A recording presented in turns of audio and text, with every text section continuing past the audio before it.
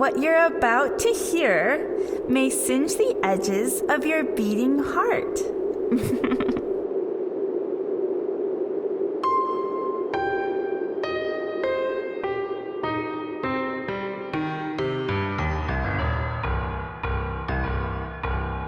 Good evening, shareholders. This is Melantha Murther, CEO of... I don't normally do announcements like this, as you know, but I was notified earlier today of a particular legal snag that has made this an unfortunate necessity. Some of you might know that I am currently a shareholder in Kakos Industries through no fault of my own. I was attempting to leave no evil undone, and I was advised to purchase shares in their company to torment their CEO, Corin Deeth, at his favorite festival. It turns out that shares in Kakos Industries are non-transferable, Haley, and as such, I have not been able to get rid of them. Yet. Fear not, shareholders. I have my best team of nether lawyers probing the annals of evil law, looking for anything that might get me out of this.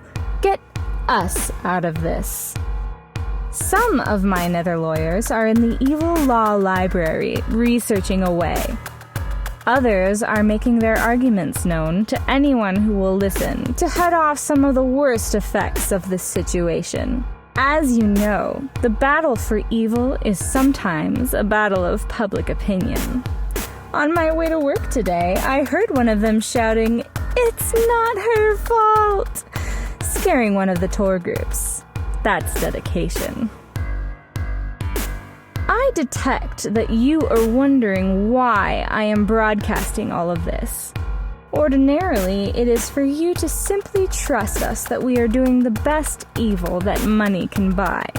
The reason for this broadcast is that the legal snag I mentioned earlier is that all Kakos Industries shareholders who also happen to be CEOs of evil megacorporations are required to do announcements like these. It seems that Corin's mind-numbingly awful announcements are not part of his job description so much as they are a required part of his owning shares in the company. Earlier today, I received a phone call from the Kakos Industries legal team, motivating me to action. I don't usually listen to the opposition's demands, but they were convincing. There is no stipulation as to the length such a broadcast needs to be, so I could be finished right now. But why not take this opportunity to rub it all over Corin's face and rest it on his forehead? How much better we are as a company. Let's do some shitty announcements.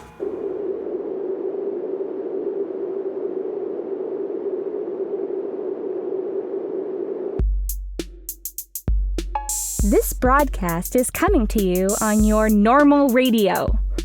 We didn't have time to come up with anything fancy, and why bother? We would undoubtedly pass that expense on to our customers, and for what? To show you that we can, to wield our hefty and potent business cock and slap all of you in the face with it? That might be evil, but it's also incredibly wasteful. And while waste might be evil, waste in the pursuit of evil is not. We have to be really careful with double negatives, okay? We recently wrapped up the Violence Bash, where we celebrate the blood, the gore, the maiming, and the dismembering. It was good to see so many of you join us. I was also glad to see so many of you leave us forever. It's not that I want you to die, shareholders. I am just pleased to see so many of you give everything you have for evil. I, of course, watched the festivities from atop my new Mountain of Men trademark, which is the new name I have for the two particularly mountainous men who are responsible for holding me up at any given moment, and pleasing me whenever I wish.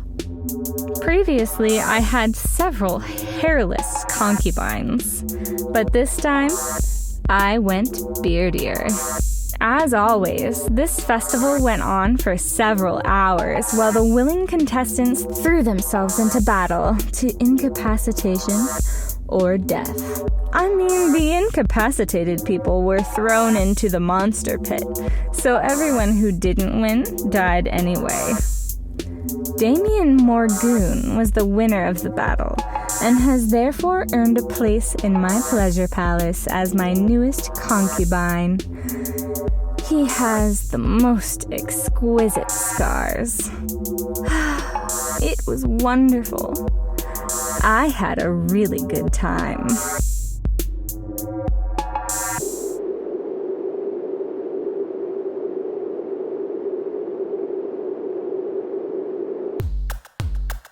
Coming up soon, we have the Melee Gala, which is another fight to the death. Come to think of it, we have a lot of those. This celebration, however, features numerous failed genetic engineering experiments taking themselves out of our hair. You know all of this already, shareholders. I know you do. You get the newsletter. It feels like I'm talking down to you. I mean, I always talk down to you, but I don't always waste my time to do it. It does feel evil, but it also feels uninspired. How can anyone put up with doing announcements like these? It's just so gaudy. We get it. You're proud of your company and you like to hear the sound of your own voice. Just get over yourself. Anyway, the Melee Gala. Come for the monster fights? Stay for the free monster meat.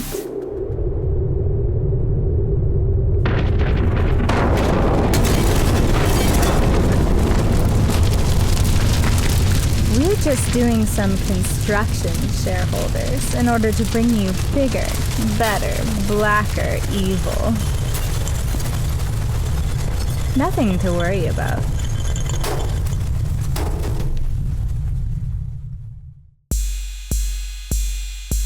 I should probably tell you about some of the ways we're outdoing our competitor. Well, our Bureau of Boning has finally killed a person by making them orgasm too hard. They spent far too much time making people come half to death, so this is excellent news. I am told that the research they gained from this process will help to design ways of reaching orgasm that maximize enjoyment while slowly sapping the life force. The little death will soon kill you. Just a little. Wink. Sometimes it's all about the long-term evil and not about causing the nucleus accumbens to melt. The experiment was spectacular to watch, though. The test subject, Martha Bartholomew, will be painted into the great test subject mural in the balcony garden, which, as you know, is fertilized with the finest compost derived from test subject corpses.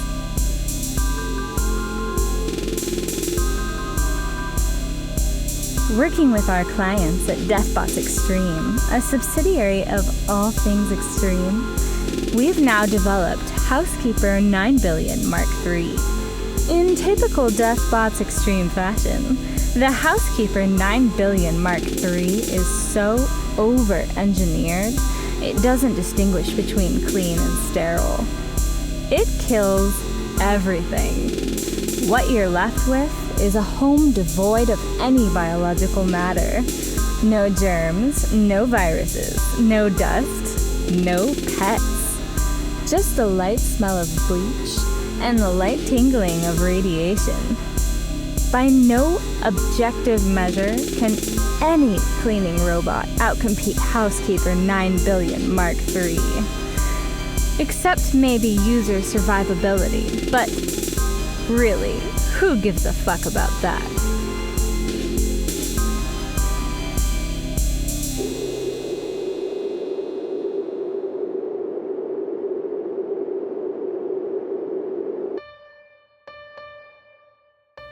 I have a prepared statement from the Bureau of... They write... What is that? Soundwoman Stella, what is that sound? Well, isn't this fun? Corin, you insufficiently bleached asshole, what do you think you're doing? Oh, I don't know, maybe just interrupting you? This is unacceptable. Stop this nonsense at once. I don't have to. Oh, you have no idea how good this feels. I get to just ruin your broadcast without you being able to do anything about it. Fantastic. It's your fault I'm even doing this stupid broadcast. Oh, how's that? I don't remember tricking you into signing anything. But if you weren't so easy to mess with, then maybe I wouldn't do it. That's ridiculous, and that's not actually an excuse. Whatever. Are you satisfied? You've interrupted me. Now go. Oh, no, I'm not ready. Fine, just say what you wanted to say. You really take the steam out of it like that. It's no fun if you're passing me the microphone, Melantha. I have to say what I want when you don't want me to. Oh, Corin, I never want you to speak. Oh, I don't believe that. Can you just go? I'm so done with this. You are the worst.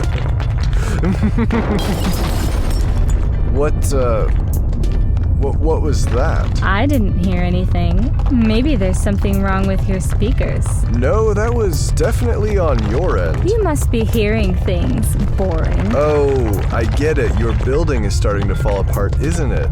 Grace told me something like this might happen. That's ridiculous. My building is made of the strongest stuff on the planet. You've never heard of such alloys. And yet, it's starting to crack at the seams, isn't it? Nope. Everything is just fine over here. What a delightful sound. It's the sound of your building being destroyed by your foolish actions. You know, Nether Law isn't something to be messed with. I don't even know how it works, but I'm told it has something to do with shareholder confidence. It's like a metaphor, Melantha. Confidence in... is at an all-time low. Your pronunciation is still shit, and confidence in my company is just fine. I can say it however I want. It's unbelievable to me that you've never modernized the name. We all know how it's spelled. Don't. Why not? Because you're such a stupid idiot. I will tell everyone about the video. We could never respect ourselves if we changed the pronunciation of our name like that. I'm not sure how you still have shareholders since you changed the name from...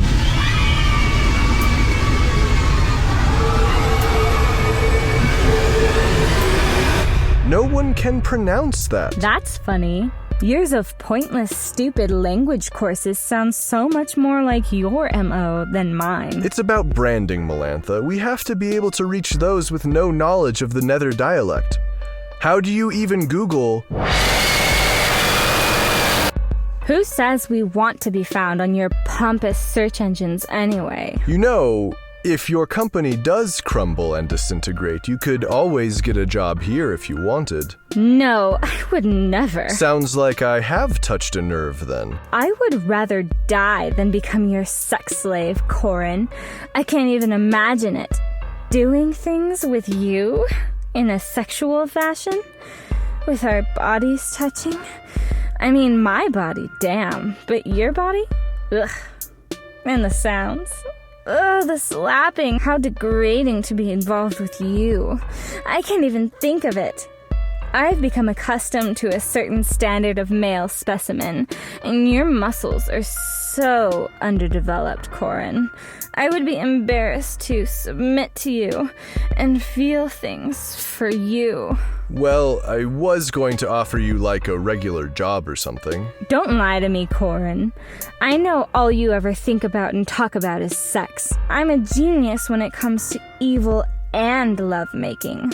Why can you only see me for the lovemaking? How can you be so sexually frustrated working at Kakos Industries? It would be like a pretty good job doing evil. Having sex would be totally optional. Don't even mention the depth of my bondage, Corin. It's too awful to think about.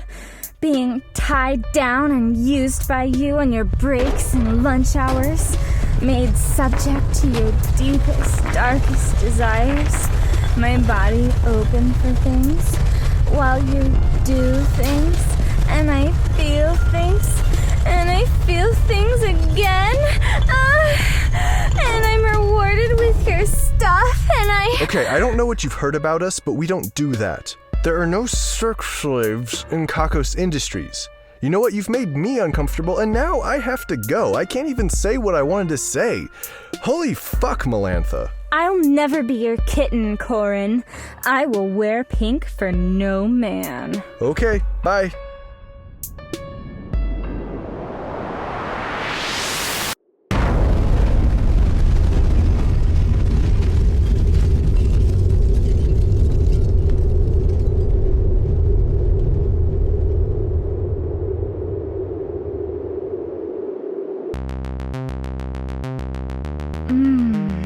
I am sorry about that interruption, shareholders. I also apologize for my behavior, but I think you will find that it got him to go away, which was my plan all along. Please do not worry about the state of headquarters. Those were merely sound effects used to play on Corin's emotions. Sound effects, nothing to worry about.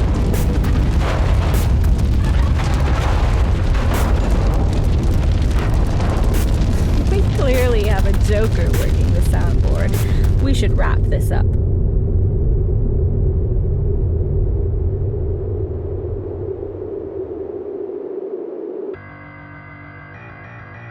Let's see here. Oh, right. I can take credit for things too.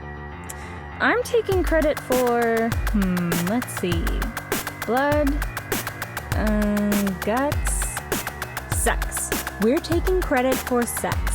So there. Everyone having sex right now is infringing on our intellectual property. Disagree? You'll be disemboweled. I can ruin a life too. And I can make up numbers. So there. Lortine, Goobity 6, Morkel, 1 Brillium, Roar 100, Funty Fun.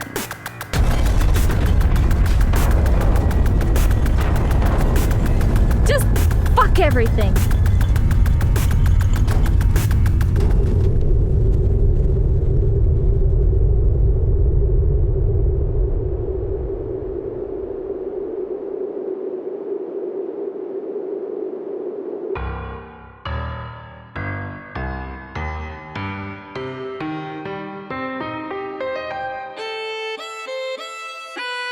The broadcast is written and produced by, and altogether blamed on, Conrad Mishuk, who also composes the music and voices Corin Deeth. Melantha Murther is voiced by Rebecca Ryan. The introduction is read by Haley Solomonari, or Hannah Jones, or something, and the credits are read by...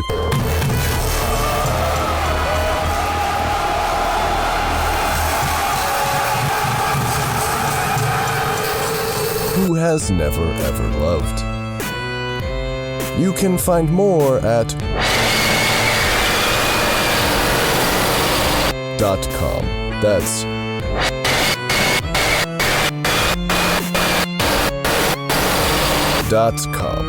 If you happen to be interested in any of that Kakos Industries nonsense, you can find more information at kakosindustries.com. That satisfies our contractual obligations. If you're feeling anything at all after this broadcast, you may have made a serious mistake somewhere.